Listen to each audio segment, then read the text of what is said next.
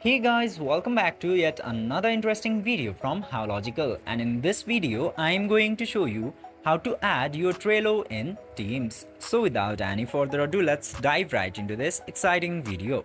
Now, in order to add your Trello into Teams, you just simply have to open your Microsoft Teams application at first, and after that tap into your profile picture at the top left corner.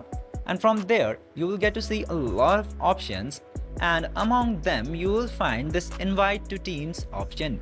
Just simply tap into invite to teams, and then you just simply have to choose this Trello option right here, and you can choose to add a new card to the teams or add an existing card. I'm choosing this add to existing card option, and after that I'm selecting this card into here. Then after that tap into this button at the top right corner, and after that the team invitation will successfully be sent, and this is all you have to do in order to add your Trello into Teams. I hope this video was helpful for you. If yes, don't forget to like, share and subscribe to the channel to never miss another update. Thank you for watching the video.